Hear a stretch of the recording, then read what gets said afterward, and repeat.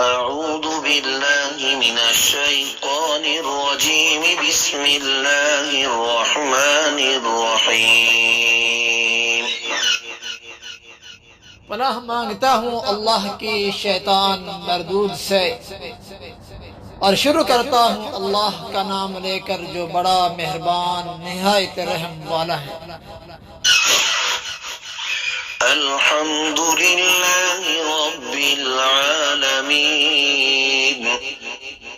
تمام تعریفیں اللہ کے لیے ہیں جو پرورش کرنے والا ہے سارے جہانوں کی۔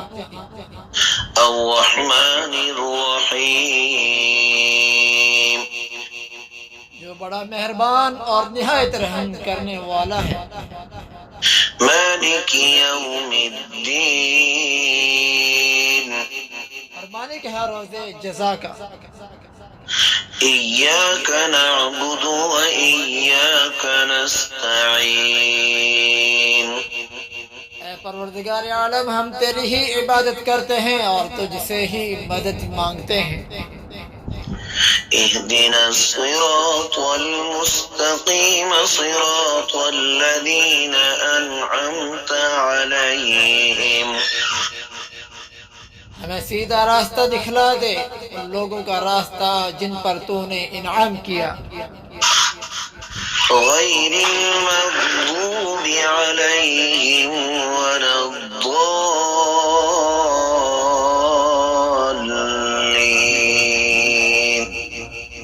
نہ کہ ان لوگوں کا راستہ جن پر تیرا غضب ہوا، اور نہ ہی گمراہ لوگوں کا راستہ۔ صدق الله العظيم سچ فرمایا ہے عظمت والے رب نے۔ سورۃ الفاتحہ،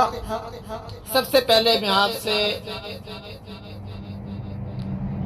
ایک گزارش کروں اور آپ کو یہ بتاتا چلوں کہ سورۃ الفاتحہ وہ سورت ہے جس سے قرآن کریم کا آغاز ہوتا ہے، جس سے قرآن کریم کی ابتدا ہوتی ہے۔ اس سورت سے ہم قرآن کریم کو شروع کرتے ہیں۔ فاتحہ اس چیز کو کہتے ہیں جس سے کسی کام کا، کسی چیز کا آغاز کیا جائے۔ چونکہ قرآن کریم کا آغاز سورہ فاتحہ سے ہے، اسی لیے سورہ فاتحہ کا نام ہی فاتحہ رکھا ہے۔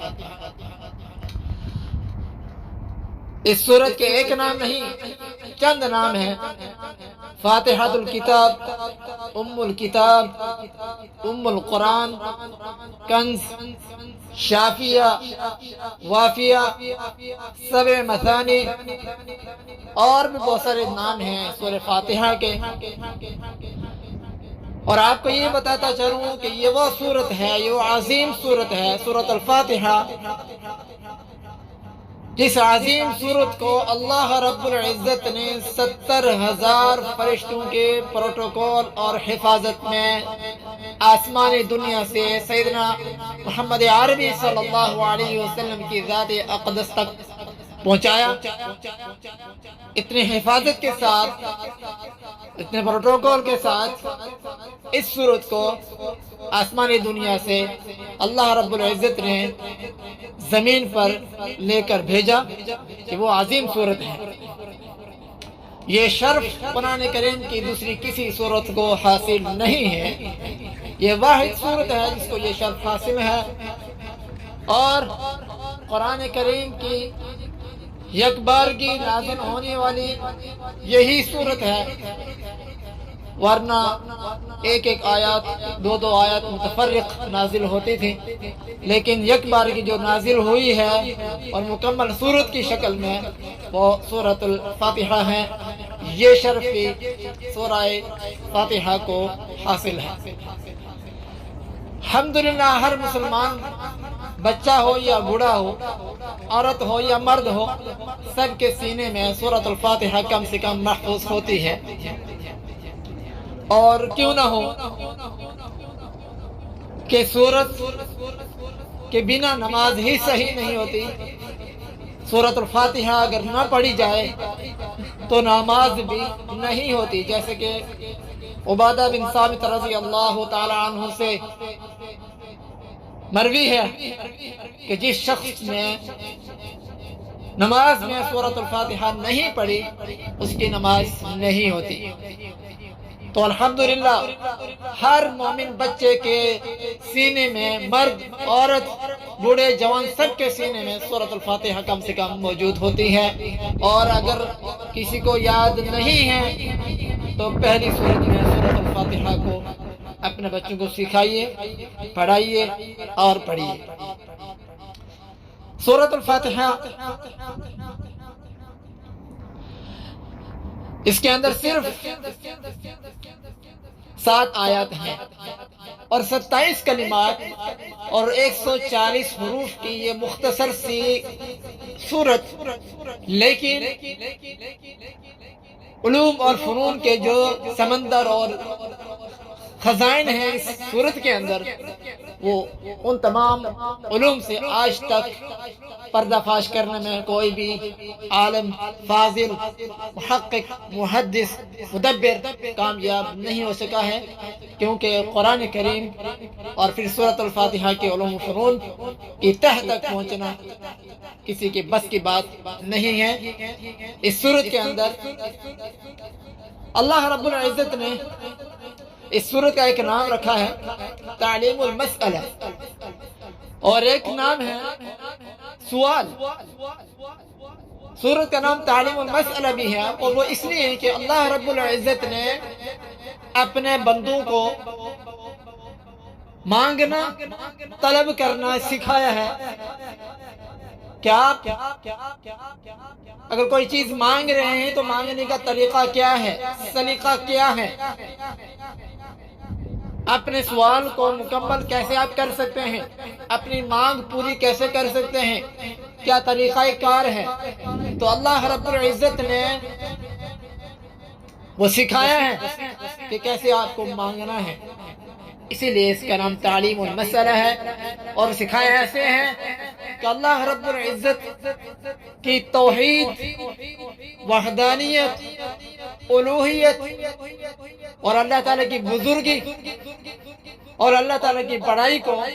اس سورت کے اندر وسیلہ بنا کر ایک عظیم ترین چیز کا سوال کیا گیا ہے، ایک محبوب ترین چیز کا اللہ رب العزت سے مطالبہ کیا گیا ہے، اور وہ محبوب ترین چیز کیا ہے؟ وہ ہے ہدایت۔ اہدنا الصراط المستقیم۔ کیونکہ انسان کو محبوب اور مرغوب اور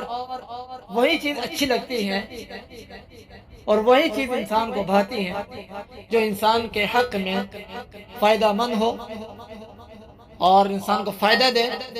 انسان وہی چیز مانگتا ہے۔ تو اللہ رب العزت نے ہدایت کا مطالبہ کیسے رکھنا ہے وہ اللہ تعالیٰ نے بندے کو سکھایا کہ آپ کو سب سے جو اشد ضرورت ہے جس چیز کی وہ ہے ہدایت۔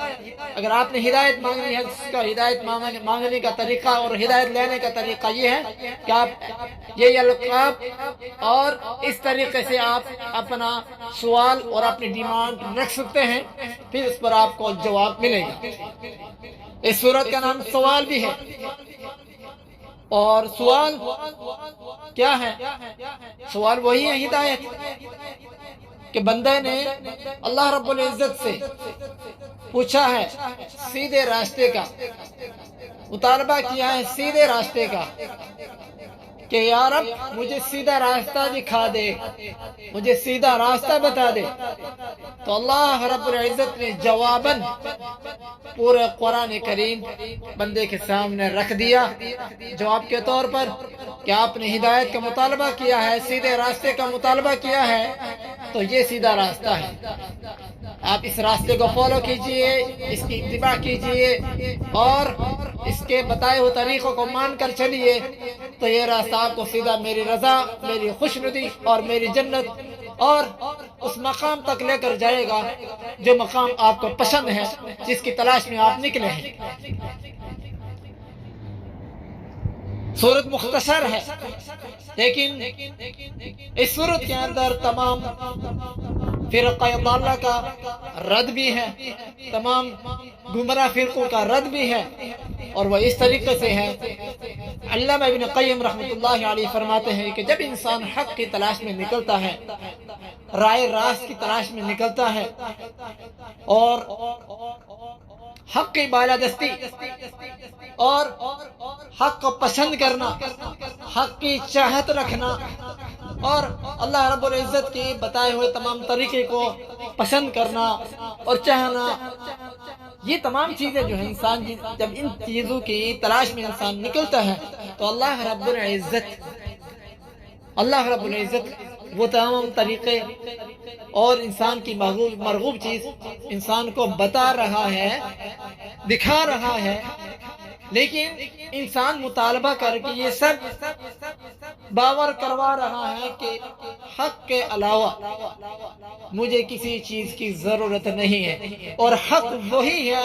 جو اللہ رب العزت نے نازل کیا ہے اللہ کے رسول صلی اللہ علیہ وسلم پر،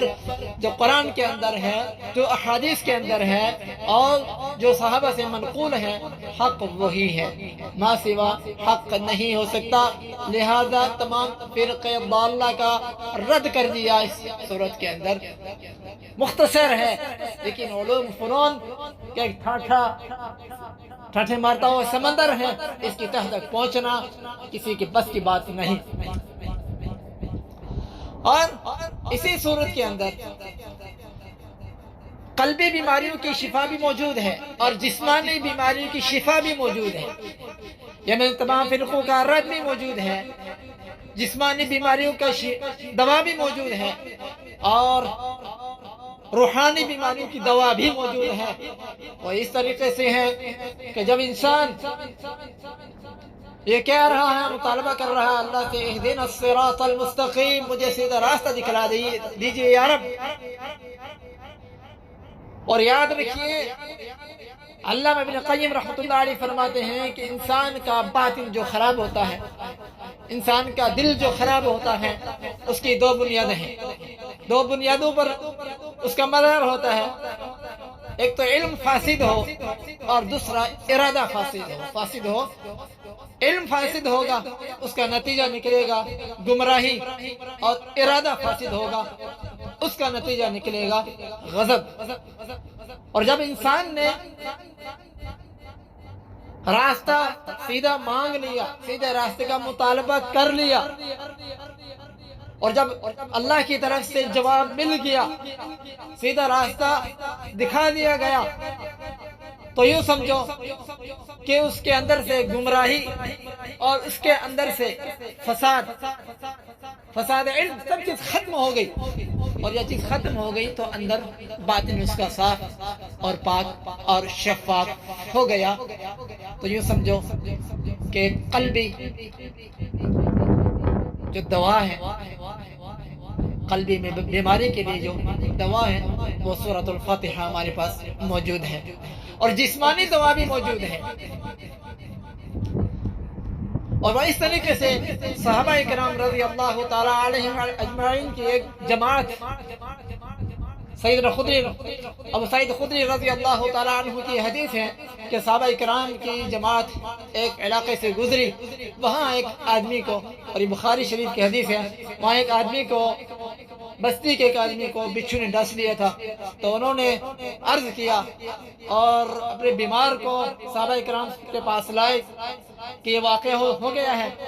لہذا کچھ علاج کیجیے۔ تو صحابہ کرام نے سورۃ الفاتحہ پڑھ کر دم کیا، اور جہاں بچھو نے ڈسا ہوا تھا اس پر دم کیا تو فوراً آدمی صحیح اور سلامت اور ٹھیک ٹھاک ہو گیا۔ کوئی دوا کی ضرورت نہیں پڑی، کوئی حکیم کی ضرورت نہیں پڑی، کوئی حکمت کی ضرورت نہیں پڑی، صرف سورہ فاتحہ کے دم سے اللہ پاک نے اس بیمار کو، اس مریض کو شفا دے دی۔ اور اسی طرح علامہ ابن قیم رحمۃ اللہ علیہ فرماتے ہیں کہ بسا اوقات، میرا تجرباتی مشاہدہ ہے، بسا اوقات طواف کے دوران میں تھک جاتا تھا، میرے جسم کے اندر درد اور تھکان پیدا ہو جاتی تھی، تو شدید قسم کا میں درد اور علم محسوس کرتا تھا، لیکن پھر جب میں سورۃ الفاتحہ پڑھ کر اپنے درد والے حصے پہ اگر میں دم کرتا تو اللہ پاک مجھے فوراً شفا دے دیتے،